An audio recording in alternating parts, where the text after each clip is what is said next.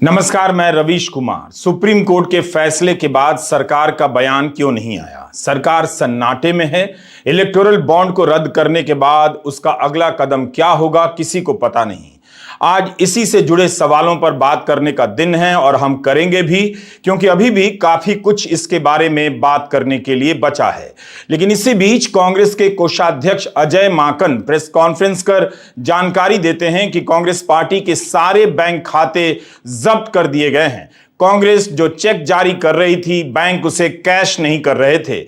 फिर पता चला कि उसके खाते फ्रीज हो गए हैं। कांग्रेस पार्टी किसी को पैसा नहीं दे पा रही। कांग्रेस का दावा है कि 2018-19 के मामले में आयकर विभाग ने यह कदम उठाया। हम खर्च कर ही नहीं सकते। कांग्रेस पार्टी एक भी पैसा हम लोग, हमारा इलेक्शन कैंपेन, हमारी बिजली के बिल, हमारी तनख्वाहें, कुछ भी हम लोग नहीं खर्च कर पाएंगे।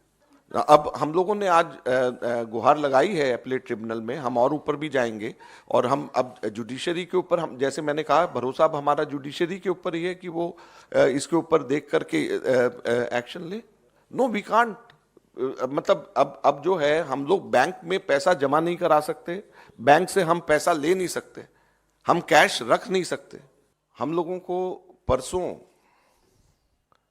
ये जानकारी मिली कि जो चेक हम लोग इशू कर रहे हैं वो बैंक्स उस चेक को ऑनर नहीं कर रहे हैं।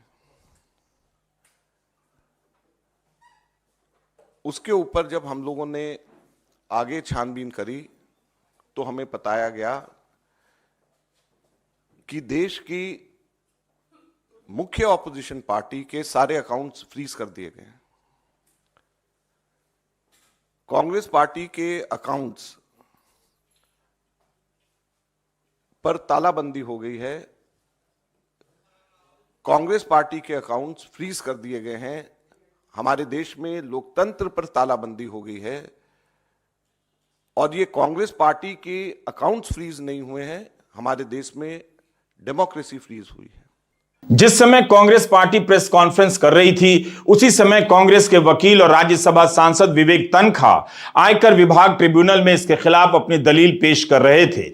विवेक तन्खा ने बताया कि बुधवार को अब अगली सुनवाई होगी। फिलहाल खातों से रोक हटा दी गई है। मार्च 2023 तक कांग्रेस के खाते में 162 करोड़ थे, बीजेपी के खाते में 5425 करोड़। कोई मुकाबला नहीं दोनों में। कांग्रेस आर्थिक रूप से बीजेपी के सामने कुछ भी नहीं, कमजोर हो चुकी है। इस पैसे से वह चुनाव में बीजेपी का मुकाबला नहीं कर सकती। इसके बाद भी विपक्ष पर हमला जारी है। चुनाव की घोषणा में ज्यादा समय नहीं, ऐसे में मुख्य विपक्षी दल का खाता फ्रीज कर दिया जाता है। कांग्रेस सांसद राहुल गांधी ने ट्वीट किया कि डरो मत मोदी जी, कांग्रेस धन की ताकत का नहीं, जन की ताकत का नाम है। हम तानाशाही के सामने न कभी झुके हैं न झुकेंगे। भारत के लोकतंत्र की रक्षा के लिए हर कांग्रेस कार्यकर्ता जी जान से लड़ेगा। क्या यह सब संकेत है कि विपक्ष को इसी तरह उलझा कर रखा जाए, उसे चुनावी मैदान में पहुंचने ही ना दिया जाए, खाली मैदान में अपनी जीत का ऐलान आप ही कर दिया जाए? कभी ईडी तो कभी आयकर के छापे। 3 महीने से दावा किया जा रहा है कि बीजेपी को लोकसभा चुनाव में 400 सीटें पक्की आ रही हैं, फिर भी यह सब किया जा रहा है। 2024 का चुनाव इन्हीं सब उतार चढ़ावों से गुजरता रहेगा। विपक्ष का नेता कब कौन जेल में डाल दिया जाएगा पता नहीं।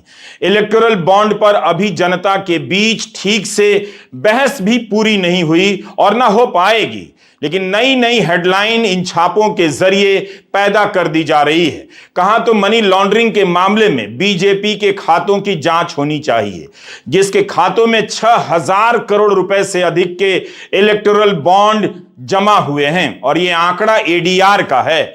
सुप्रीम कोर्ट के फैसले के पेज नंबर 37 पर साफ साफ लिखा है कि कंपनियों का नाम गुप्त रखकर यह पॉलिसी सुनिश्चित करती है कि मदद के बदले मनी लॉन्ड्रिंग की जा सके। कोर्ट ने लिखा है कि कई तरीके से मनी लॉन्ड्रिंग की जाती है। किसी काम के बदले राजनीतिक चंदा भी मनी लॉन्ड्रिंग हो सकता है, बल्कि prevention of money laundering act 2002 में साफ साफ लिखा भी है। फाइनेंशियल एक्शन टास्क फोर्स ने लिखा है कि दस्तखत करने वाले देशों को मनी लॉन्ड्रिंग पकड़ने के लिए राजनीतिक दलों के खातों की जांच करनी चाहिए। भारत ने भी संयुक्त राष्ट्र के इस प्रस्ताव पर दस्तखत किया है कि राजनीतिक दलों की फंडिंग में पारदर्शिता लाई जाएगी। लाई गई गोपनीयता, कही जा रही है पारदर्शिता। इलेक्टोरल बॉन्ड के जरिए मनी लॉन्ड्रिंग हो सकती है, सुप्रीम कोर्ट ने कहा है। इलेक्टोरल बॉन्ड के जरिए सबसे अधिक धन बीजेपी को ही मिला है। तो मनी लॉन्ड्रिंग के शक में सबसे पहले किसका खाता जब्त होना चाहिए? इस खाते की जांच कौन करेगा?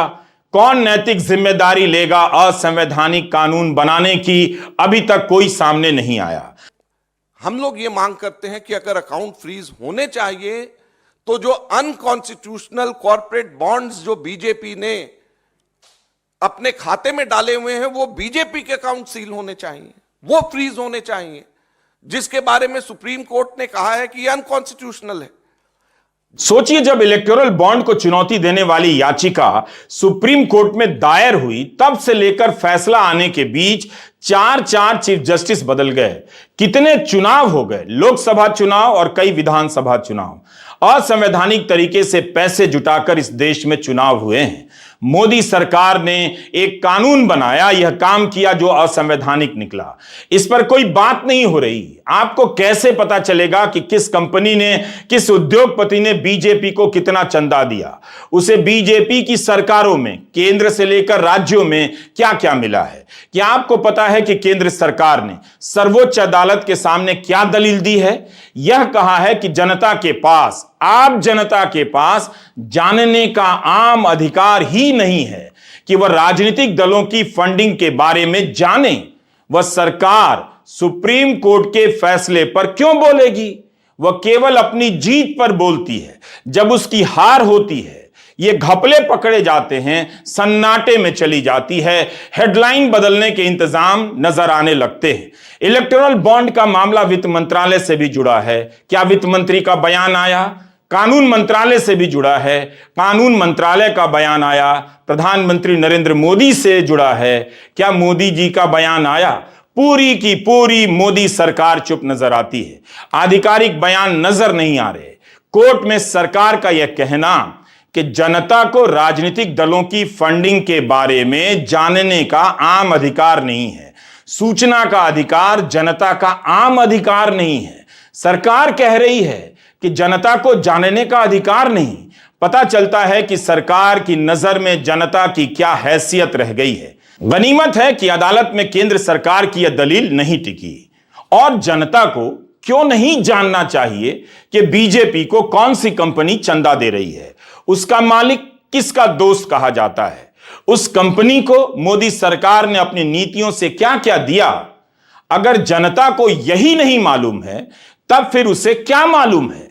प्रधानमंत्री नरेंद्र मोदी किस उद्योगपति के हवाई जहाज में बैठकर चुनावी रैलियां करते रहे?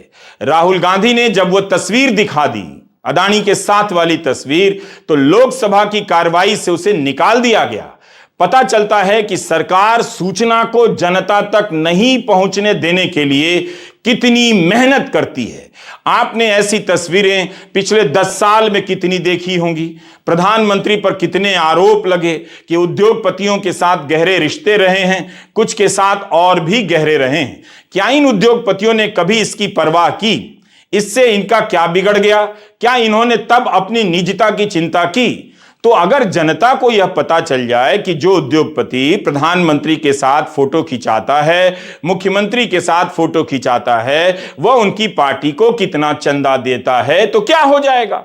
और यह क्यों नहीं पता चलना चाहिए? जब फोटो नजर आता है तो फोटो के पीछे का लेन देन क्यों नहीं नजर आना चाहिए? 2014 के पहले उद्योगपति सरकार की नीतियों को लेकर बोला करते थे, बजट के पहले अपनी जरूरतों को लेकर चिल्लाया करते थे, बजट के बाद 10 में से 8, 7, 9 नंबर दिया करते थे। लेकिन अब तो चुप हो गए हैं, उनकी आवाज सुनाई नहीं देती। तभी सुनाई देती है जब उन्हें सरकार का समर्थन करना होता है। कई उद्योगपति तो दिन भर सरकार के पक्ष में ट्वीट करते रहते हैं, उससे उन्हें दिक्कत नहीं है, लेकिन चंदा कितना दे रहे हैं यह किसी को पता ना चले, इससे दिक्कत है। जनता को तो नहीं ही पता चल रहा था, कंपनी के शेयर धारकों को भी पता नहीं चल रहा था, क्योंकि पहले का कानून था कि कंपनी किसे चंदा दे रही है उसका हिसाब बताती थी। इलेक्टोरल बॉन्ड ने कंपनियों के लिए चंदा देना आसान किया या सरकार के लिए कंपनियों की गर्दन दबाना आसान हो गया? सवाल यही है। 2017 के फाइनेंस एक्ट में कितना कुछ बदल दिया गया। पहले नियम था कि 3 साल तक कंपनी मुनाफा करेगी तभी उस मुनाफे का 7.5% तक चंदा दे सकती है। अब यह सीमा हटा दी गई। कंपनियां अब कितना भी चंदा दे सकती हैं। यह तो भयानक है।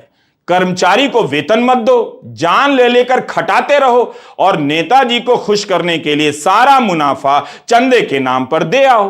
क्या यह किसी भी कंपनी के लिए बेहतर है? यही नहीं, जो कंपनी घाटे में है वो क्यों चंदा देगी? उसे क्यों छूट दी गई? उसके पास पैसा कहां से आ रहा है?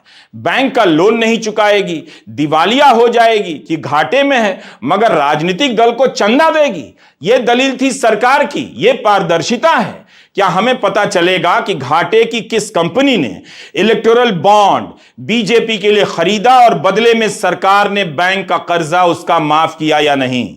हर स्तर पर पारदर्शिता खत्म कर दी गई, फिर भी तर्क दिया जा रहा है कि यह कानून पारदर्शी है। आपको दिखाई नहीं देता? गजब है। सामने से आप सभी की आंखें निकाल ली जा रही हैं। पहले सिस्टम था कि जो भी चंदा देगा कंपनी के बही खाते में बताएगा कि किस पार्टी को कितना दिया। 2017 में इस सिस्टम को हटा दिया गया। अब केवल बताना रह गया कि कुल कितना पैसा चंदा दिया गया, किस पार्टी को कितना दिया गया, यह बताने की जरूरत नहीं रही। क्या यह पारदर्शिता है? जनता को भी अंधेरे में रखो, शेयर होल्डर को भी अंधेरे में रखो और फिर अपने नेता को प्रेस कॉन्फ्रेंस में भेज दीजिए कि इलेक्टोरल बॉन्ड बहुत पारदर्शी था।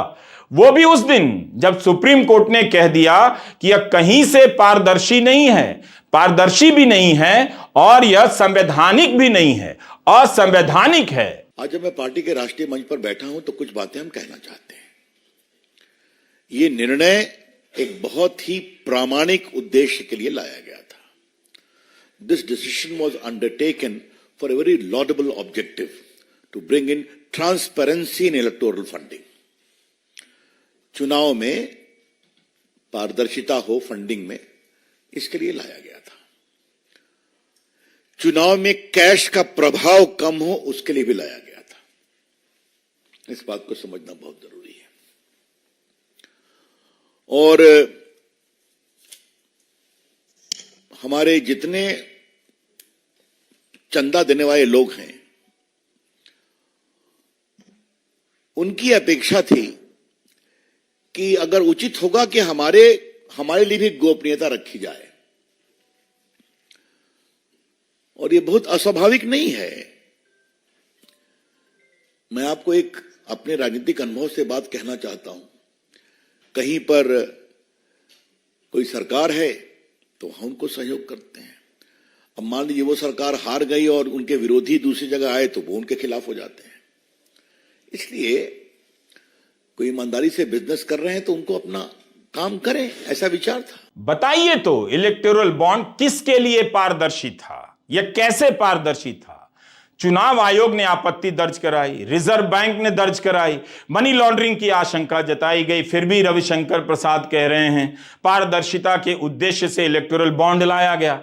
सुप्रीम कोर्ट का फैसला आए कितने घंटे हो गए, वित्त मंत्री कानून मंत्री का कोई बयान नहीं आया।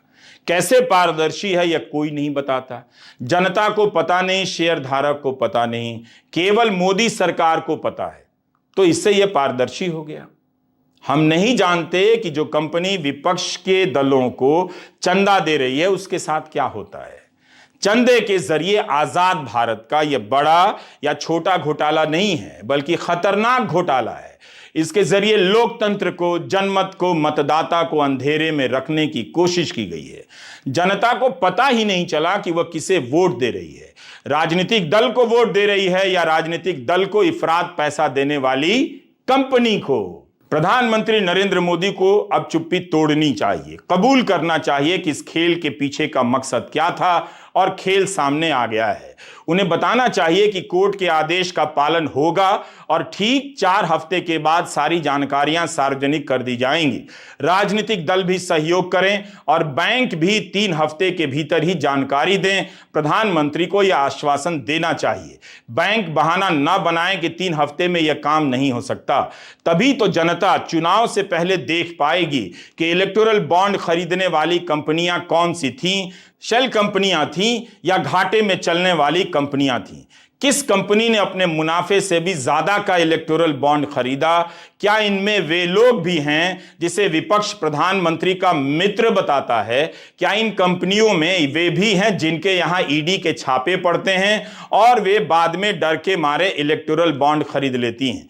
कितना कुछ है जानने के लिए। इसकी सच्चाई सामने लाने के लिए प्रधानमंत्री को उसी तरह सुप्रीम कोर्ट के आदेश का पालन करना चाहिए, अपना ध्यान तोड़ना चाहिए जिस तरह से राम मंदिर के मामले में उन्होंने पालन किया और कोर्ट का मंदिर के उद्घाटन के समय धन्यवाद किया।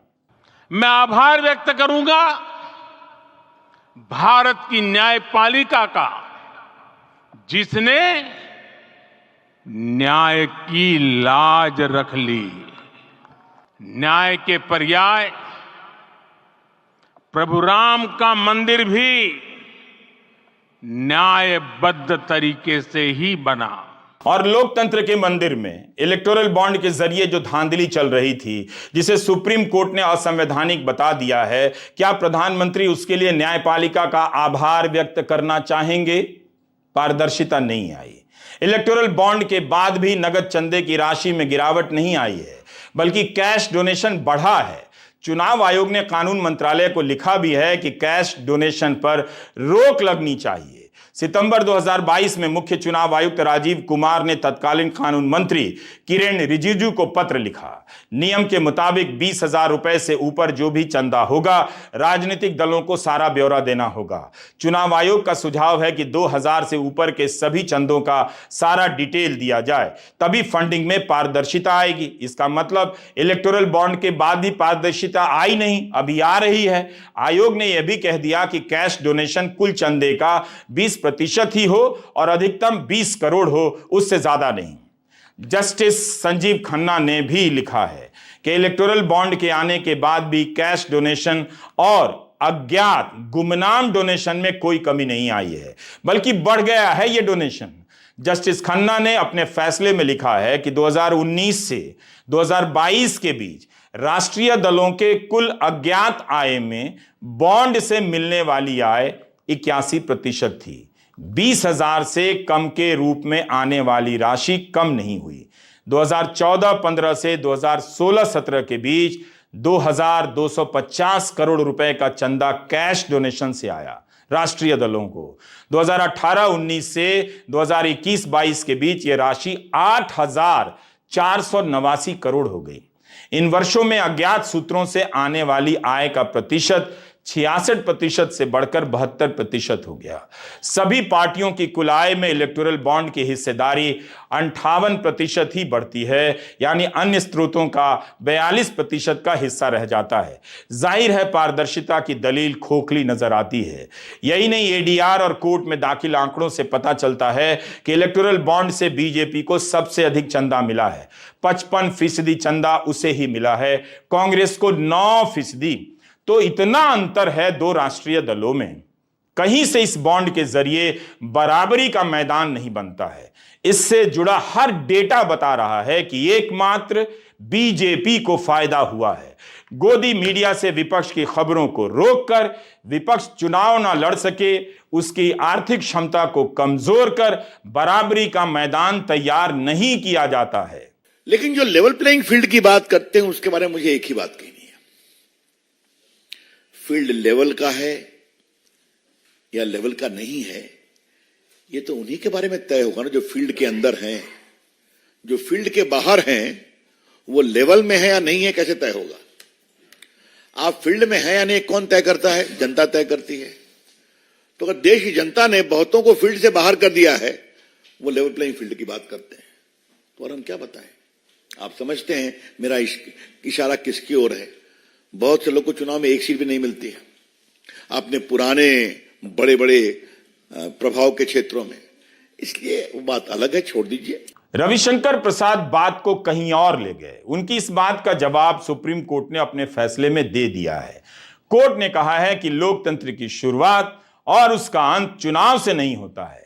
चुनाव की प्रक्रिया की अखंडता महत्वपूर्ण है, यानी प्रक्रिया में बराबरी नहीं है, उसमें दोष है, उसमें भेदभाव है। रविशंकर प्रसाद एक और तथ्य भूल गए। चुनावी फंड जरूरी है, लेकिन इसी दौर में सीपीएम अकेली पार्टी रही जिसने ना सिर्फ इसे असंवैधानिक, अवैध और अनैतिक माना, बल्कि इलेक्टोरल बॉन्ड से कोई चंदा नहीं लिया। क्या यह बड़ी बात नहीं है? नैतिकता यह होती है। सीपीएम ने सुप्रीम कोर्ट में इसे लेकर याचिका दायर की थी, उसकी याचिका की जीत हुई है। यह अकेली पार्टी है जिसने इलेक्टोरल बॉन्ड से चंदा नहीं लिया। बीजेपी राष्ट्रवाद की बात करती है, कम से कम उसे ऐसा साहस दिखाना चाहिए था। The Supreme Court verdict on the electoral bonds is welcome, and it is in a sense also a historic verdict. The CPIM is one of the petitioners which asked for the scrapping of the electoral bonds because this scheme is the legalization of political corruption. The Supreme Court bench unanimously termed this scheme as being unconstitutional and violative of the various constitutional provisions, and also struck down the amendment to the Companies Act that permitted this legalization of political corruption, and now this list will also be made public. That is good for democracy. हर सवाल को vote से सही गलत आप साबित नहीं कर सकते। सुप्रीम कोर्ट ने यही कहा है। जनता ने इलेक्टोरल बॉन्ड पर वोट नहीं दिया है, उसे तो कुछ पता नहीं कि कौन कितना चंदा दे रहा है। यही सवाल तो इलेक्टोरल बॉन्ड के समय उठा कि चुनावी मैदान में बराबरी इससे नहीं बनती है। जनता को सूचना ही नहीं है कि बीजेपी के लिए इलेक्टोरल बॉन्ड कौन खरीद रहा है, कौन है जो बीजेपी को ज्यादा चंदा दे रहा है, दूसरे दलों को चंदा देने वाली कौन सी कंपनियां हैं। क्या पता कई सारे न्यूज चैनल निकल आए। कपिल सिब्बल ने सुप्रीम कोर्ट में यही तो कहा कि अगर सूचना सही नहीं है, मुक्त नहीं है, तो वोट देने की स्वतंत्रता प्रभावित होती है। इस सूचना में यह भी शामिल है कि राजनीतिक दलों को पैसा कौन कौन दे रहा है। जनता को पता नहीं कि कौन चंदा दे रहा है, मगर सरकार को पता है कि कौन चंदा दे रहा है। इससे तो चंदे का झुकाव सरकार की तरफ ही रहेगा, और आंकड़े भी यही बताते हैं। तो चुनाव में मतदाताओं से ज्यादा कंपनियों का प्रभाव हो जाएगा, सिब्बल ने कहा। भाजपा की सरकार राष्ट्रीय पार्टी को बड़ी कंपनियां चंदा दें, इलेक्टोरल बॉन्ड खरीदें और उनकी पहचान गुप्त रखी जाएगी, उसमें मनी लॉन्ड्रिंग नहीं है। लेकिन जब गैर मान्यता प्राप्त दलों को कोई कंपनी चंदा दे दे तो उसे आयकर विभाग का नोटिस जा रहा है, मनी लॉन्ड्रिंग की जांच हो रही है। इससे पता चलता है कि सरकार की दलीलों में कितना अंतर्विरोध है। इकोनॉमिक टाइम्स की अनुराधा शुक्ला की यह रिपोर्ट 5 फरवरी की है। आयकर विभाग ने गैर मान्यता प्राप्त राजनीतिक पार्टी को चंदा देने वाली कंपनियों और करदाताओं को नोटिस भेजा है। इन्होंने उन दलों को चंदा दिया है जो चुनाव आयोग में रजिस्टर्ड हैं लेकिन मान्यता प्राप्त नहीं है। आयकर विभाग ने बताया है इस खबर में कि ऐसे 5000 नोटिस भेजे गए हैं। सूत्रों के हवाले से रिपोर्ट हुआ है कि यह जानने के लिए नोटिस भेजे गए हैं कि क्या छोटी पार्टियों को चंदा देकर टैक्स से बचने और मनी लॉन्ड्रिंग की कोशिश की गई थी। तो क्या यही कोशिश बड़ी पार्टियों को इलेक्टोरल बॉन्ड देकर नहीं हुई होगी या नहीं हो सकती है? इसकी जांच तो होनी चाहिए, मगर कब होगी? जस्टिस खन्ना ने अपने फैसले में लिखा तो है, और जो आंकड़े भी बताते हैं, उनका अध्ययन बताता है कि राजनीतिक दलों को कौन चंदा देता है, इसे गुप्त रखकर मतदाता के अधिकार का उल्लंघन किया जा रहा है। जस्टिस खन्ना लिखते हैं कि मेरा निष्कर्ष है कि यह योजना राजनीति में असंतुलन पैदा करती है। चीफ जस्टिस डीवाई चंद्रचूड़ ने भी कहा है कि राजनीतिक चंदे में नीतियों के निर्माण को प्रभावित करने की क्षमता होती है। जब जानकारी होगी तो मतदाता जान जाएगा कि जो नीति बन रही है उसका चंदा देने वाली कंपनी से संबंध है या नहीं। तो हर बात का जवाब कोर्ट ने दे दिया है। सरकार की हर दलील ध्वस्त हो गई है। इलेक्टोरल बॉन्ड के जरिए किस कंपनी ने बीजेपी को कितना चंदा दिया, इंतजार उस जानकारी का है। क्या समय पर जानकारी आएगी या अदालतों में याचिका डालकर इसे चुनाव तक टलवा दिया जाएगा? बड़ा सवाल यही है। अगर चुनाव से पहले इलेक्टोरल बॉन्ड की ये जानकारियां सामने नहीं आती हैं, तब इस फैसले का कोई महत्व नहीं रह जाएगा। इस फैसले का महत्व तभी तक है जब मार्च के महीने में 4 हफ्ते का समय पूरा होते ही चुनाव आयोग की वेबसाइट पर इलेक्टोरल बॉन्ड खरीदने वाली एक एक कंपनियों और व्यक्तियों की जानकारी प्रकाशित कर दी जाए, जनता देखे, पत्रकार देखें और इस पर बहस हो। नमस्कार, मैं रवीश कुमार।